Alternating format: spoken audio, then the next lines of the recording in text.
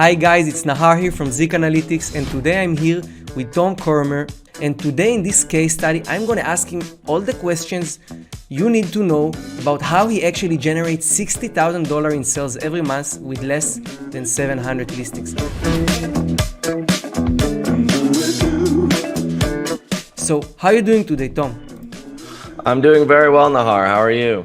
I'm good as well. Thank you, and thank you for coming, and thank you for come here and just let us dive into your business.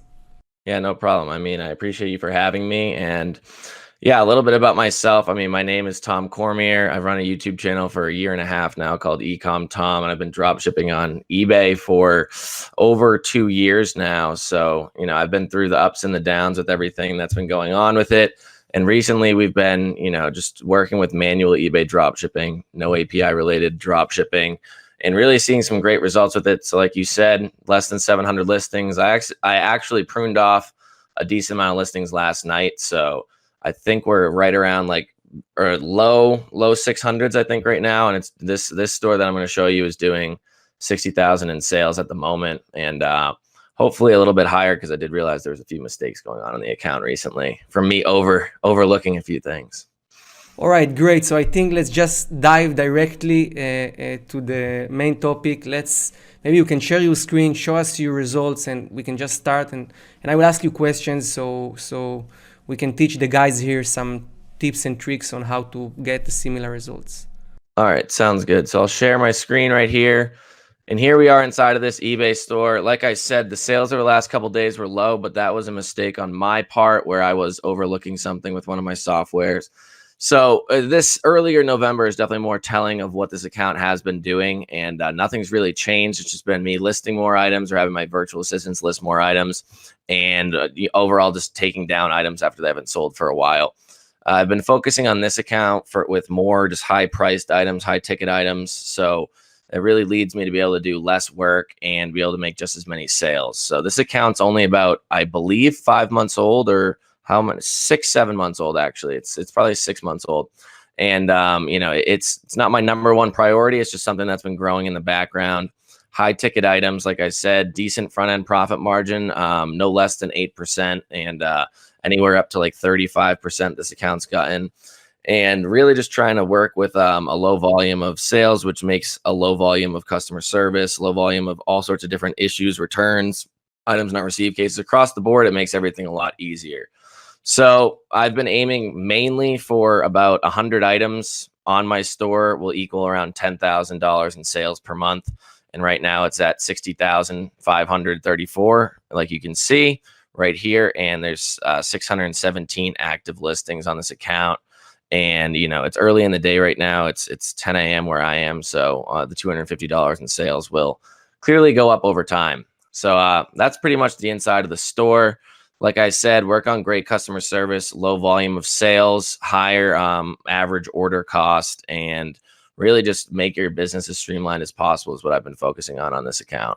So can you get back to the share screen again? Sorry, because I want to just bring up a few things, because this result is not something you see every day.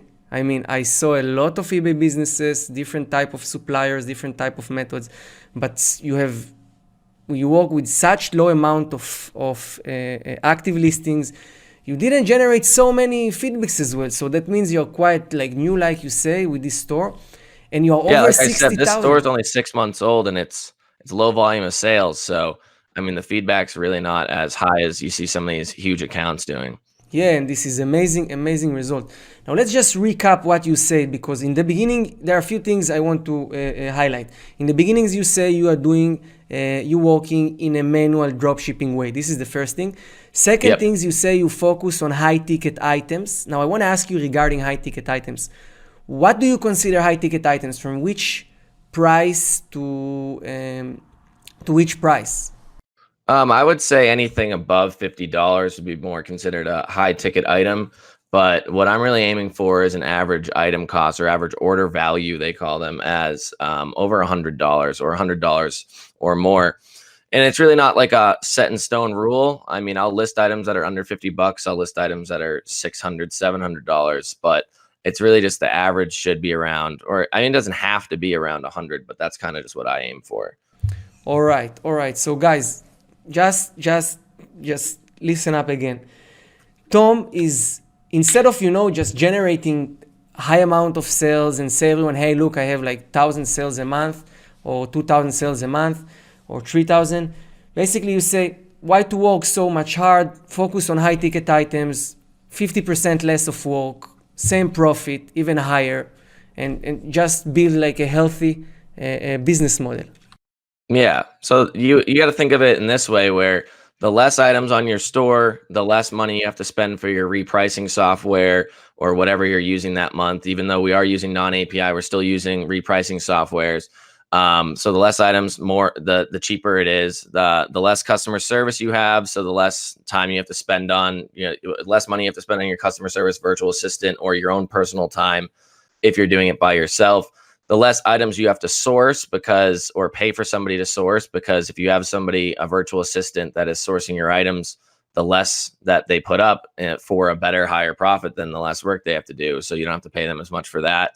All around, it's pretty much the way to go. And there's really no reason on eBay to not do the high ticket, lower volume of sales method. There's really no reason not to. I really like this idea because it's just sound very healthy business model. All right, yeah. Let's move on to the bread and butter, I call it. Let's talk about which supplier you use and how you find products. What is the criteria for a winning product and all these interesting topics? Okay, so the supplier I use for this account is actually something that I don't put out there to the public. It's only inside of my private course. But what I do teach people on YouTube and everything like that is, starting off with Walmart. Do not start off with Amazon nowadays. In my opinion, I don't think it's the best way to start. And I think that there's a lot of issues that could arise from it. So I start off with Walmart, or have any students start off with Walmart. And a lot of people are worried about Walmart because they think it's saturated or whatever. And that couldn't be farther from the case, because a lot of people using Walmart nowadays are still using the API related software. They're not going to be able to compete with you because their items aren't going to be shown on eBay. Where we've had students start off with Walmart and hit like 40,000 in sales a month in like their second month. So it's definitely a great place to start, easy to get started and easy to get tax exempt in eventually. So my main method, and I'll share my screen here, try to go through it as quickly as possible, is basically what I'm looking for in any brand is I'm going to be looking for, or any supplier, is I'm going to be looking for their private label brands. And there's a few reasons why. The main reason is that if Walmart has specific brands that are only sold are only in Walmart stores, then you know that if you see those items on eBay, then that person is clearly drop shipping. The only other way that they're not drop shipping those items would be if they bought too many of one brand or one item at their local Walmart. It passed the return date or whatever, and they just wanted to sell it online. That doesn't happen as often, and it's really a telltale sign that somebody's drop shipping. So if you just type in whatever the supplier is and then brands afterwards, you should be able to usually find something. If you want to do Home Depot, you can just type in Home Depot brands. I know you can find it. And I'll save you guys some looking or some time. If you're looking through Walmart brands, I mean, there's a decent amount of them, but Mainstays is definitely their number one. A lot of home decor, lots of just everything, and just all around just home type patio and garden type items, which are really popular to sell on eBay. So basically all I do is, you could go onto Walmart, you could type in Mainstays, you could find an item and then see if that item's selling on eBay. But that does take a little bit longer. All I usually do is, once I find that private label brand, I'm going to go onto eBay and I'm going to just search that brand. So usually if that brand is popular enough, or if that supplier is popular enough, then you'll be able to find items right away. And one thing that's going to really give it away that it's being drop shipped is the fact that it's just it's a product image. It just has a white background, and you can tell that clearly somebody is, they took it from Walmart's website.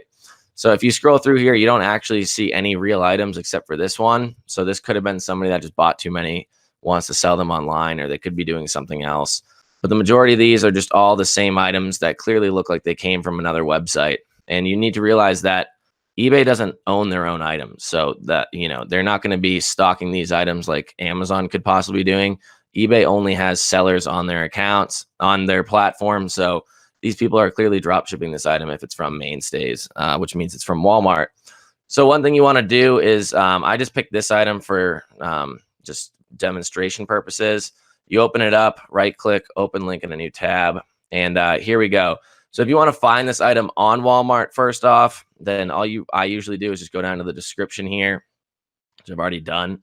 I'll hover over or highlight some text, and I'll right click and search in Google. And usually you find it pretty relatively quickly. I didn't even test this beforehand, but here it is. So that's how you can easily find the item on the supplier's website. You can check the image, make sure it's the same. It's clearly the same item. So therefore, after that, you could check the price for what they're selling it for and see if it's worthwhile for you to sell based off of your profit margins. And after that, that's just one item. You could go through this whole list and start searching this list. But what I like to do is, since you've already found somebody that is clearly drop shipping, all you need to do is, this is where Zik Analytics comes into play. And I mean, I've been using Zik Analytics for over 2 years now. There hasn't been a time where I haven't used it. And I can understand if you're looking inside of Zik Analytics, if you have the 7-day free trial, or if you have anything like that, it could look a little overwhelming. But all I do, and this is all I teach to my students or anybody on YouTube, is just don't get overwhelmed by all these buttons in the sidebar and just click competitor research. So all you have to do, highlight that person's name. You already know they're drop shipping from Walmart. So, humans are creatures of habit. There's a high likelihood that they're sourcing other items from Walmart. All you need to do is click competitor research, like I said, paste in their name. I do 30 days. That means, how many sales over the 30-day period. You could do the last 7, the last 14, last 21. I do 30. And that's pretty much it. You look at their store, you can see they have 601 listings, 225 of them have sold. With 601 listings, they're doing around 20,000 in sales. It's really not the best account to be sniping from, but it's not a bad account by any means. When I'm looking for items, these are all the items on their account that have sold within the last 30 days, because that's the time frame that we picked. Their average order price is around $87, so that's pretty close to the high ticket price range that I'm looking for. And from there, I really just look for items that have sold at least 5 times in the last 30 days. So this is the sales column. Oh, this is the sales column. And right here, it's 1, 2, 3, 4, 5, 6 items have sold at least 5 times in the last 30 days. Can you list an item that sold 4 times? I mean, it's only 1 off from 5. Yes. I mean, it's not a set in stone rule, but the higher, the better. And I've talked about this before on, my YouTube channel. If they have an item that sold 85 times in the last 30 days, clearly that's better than an item that sold 5 times in the last 30 days. So from there, all you have to do is really, let's just do this item because it's probably easier to look up. You look it up, here you go, here's the item. And they didn't even do like any sort of title updating or anything. Like they're really doing some bare bones stuff here and still making some sales. Highlight that, search in Google, and we found it relatively quickly, I believe, right here. Yeah, so here's the item. I believe this is the same item. Pink scooter, looks the same. You can do the profit margins on it and see if it works for you. So one thing that I've seen, and that's pretty much it. So I'll stop sharing my screen now.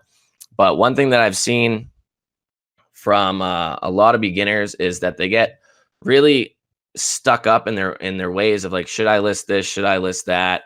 And it really leads to what we call analysis paralysis, where you're sitting there, you're analyzing things, and eventually you just never really come to a decision because you just thought about it too much. But if it's sold 5 times or more in the last 30 days, and it's not a Vero brand, which is a whole nother topic, but it's not the biggest deal. Just list the item. List the item. Don't sit there and be like, should I list this one? Is this a good one? The higher the better in sales per last 30 days. But if it's sold, it's sold. List it. If you hit your listing limits, you can always get them raised by eBay. That's not a big deal. That's something I teach on YouTube. And it's really just all about getting items up there, because you're not going to be able to learn the rest of the business until you start listing items and making sales. Listing items is only half the battle. Actually fulfilling the orders, customer service, dealing with everything else, that's the other half. So, I mean, you can't get to that half unless you start selling. Yes, so I absolutely agree with you. And I want to ask you to address 2 things. First of all, what would you suggest for people, they just started? Their limits are let's say, just 100 or less. Yeah. and they go through the process. Would you suggest them to focus on, I mean, they're anyway limited with the listing. Would you suggest them to focus on even more than 5, fill their store in the beginning with product which sold even more than 5, and later on just go down slowly? Yeah, so definitely if you only have a certain amount of listings, then you're going to want to be putting the best ones possible out there. And that was just a quick search where I literally just put 2 seconds into searching and finding that person's store. And I found at least, I think it was 5 items that had sold at least 5 times in the last 30 days, but one had sold 12.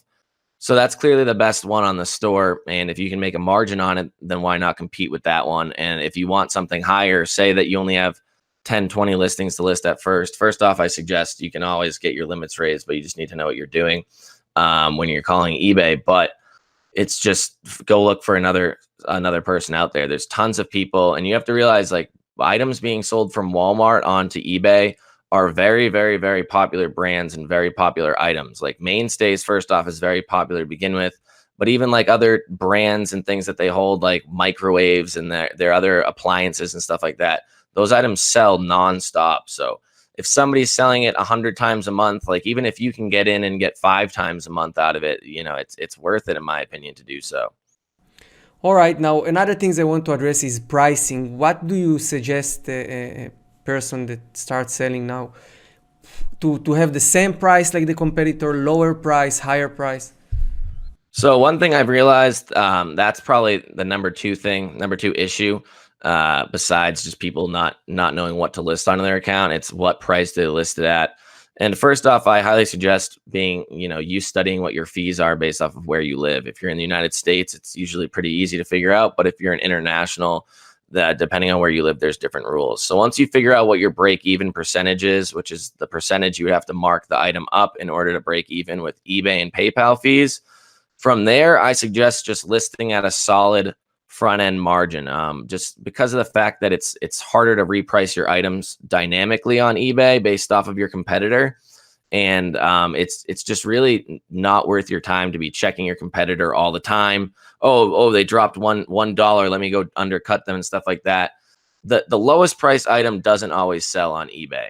It's not the same thing on Amazon, but on eBay, it's the lowest price item does not always sell. You can be higher than your competition and still sell the item.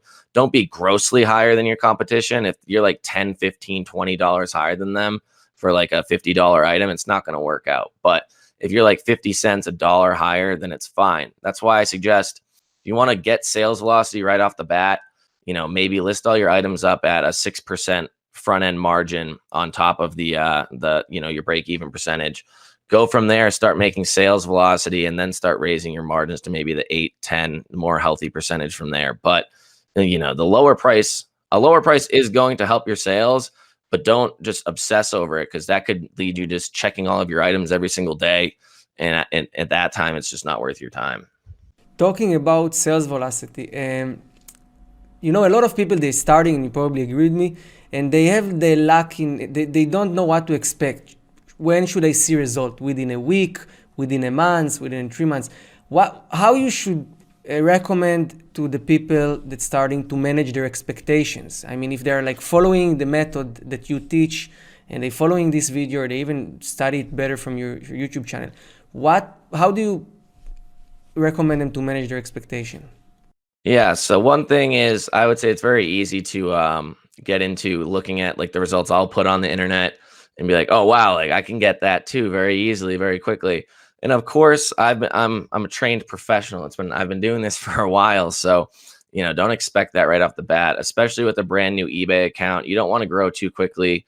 eBay and Amazon are very strict on people growing too fast, because if you think about any other business model out there besides dropshipping, nobody really grows that as quickly as you can with dropshipping, because you're going to have to either have your inventory or buy things. Nobody really has that potential. But with dropshipping, you have the ability to sell hundreds of thousands of dollars a month without really needing any money. So it's kind of an issue. But don't, if you follow the rules 5 times in the last 30 days, you list items consistently, you should see your first sale within 1 to 2 days. If you list maybe 10, 15 items, you should see a sale out of that. Besides that, I mean, just try to stay under, $10,000 in your first month. Don't go crazy. And then, your second month, maybe up that to 15 and 20 if you even get close to hitting it. Some people don't always have the time to put in. And, like I said, we've had students hit 40, 50,000 their second month, but I don't suggest doing so. It just leads to too many potential issues if you're a beginner. And then after your third month, you're usually pretty much free to, go all out. So don't expect anything wild off the bat, but, think of it as a more long-term game. It's a sustainable long-term business that you want to, really nurture and grow into something instead of just sell as much as possible, get your account banned, and then, oh, eBay dropshipping is dead. I don't like it. I'm done. And then just quit. Like it's not worth it. Tom, thank you very much for answering the questions, for delivering this valuable information to the people that watching. I'm sure they're very happy about this video. And if there is anything else you want to give, any tip for beginners, to people that watching that haven't yet started, or for people that are already doing it for a while but haven't yet seen a result, any last tip you want to give the guys before we end this case study? Yeah, so I appreciate you having me on and everything. One thing I would say is pretty much exactly what I was just saying is don't expect, it's not a get rich quick scheme. Don't expect to just be making thousands of dollars overnight. It's taken me a decent amount of time to be able to get to very sustainable point where I hadn't even looked at that eBay store that I showed for probably a week. And that's why my sales went down, because I had realized that there was an issue on one of my softwares that was, pricing my items way too high. And then I wasn't making sales because of it. But like at a certain point, you can sit there for a week at a time and not even look at your store. That's what everybody wants to get to, but you have to put in the upfront work to get there. And nothing is easy and everything comes with a learning curve. But once you immerse yourself, learn everything, and become what I would call, at least a professional in this business, then you can pretty much look at an item in 2 seconds. Like I looked at all those items and I had seen every single one of those Walmart images before. I had seen every single one of them because I had sold all of them. And it's, you get to the point where you can look at an item and go, I know that's going to sell. I know that's going to sell. This will sell. And at that point, teach your virtual assistants. And then eventually you're the manager of the store. You're not the person in there listing. You're not the person in there doing customer service. You're leading a team of, virtual assistants overseas to success. And I would say outsource sooner rather than later, because it's the fastest way to grow. And that's all I have for now. Amazing, man. So Tom have a great YouTube channel. You have a link in the description. He share amazing, valuable content there. And, with his result, we can't argue. This result also for me, for someone that long time in this industry, is not something you see every day. I'm very much appreciate that you came here, that you share your personal information and your tips with us. Thank you very much, Tom. And that's it. We'll see each other in the next video. Thank you, guys. Have a good one. Ciao, ciao.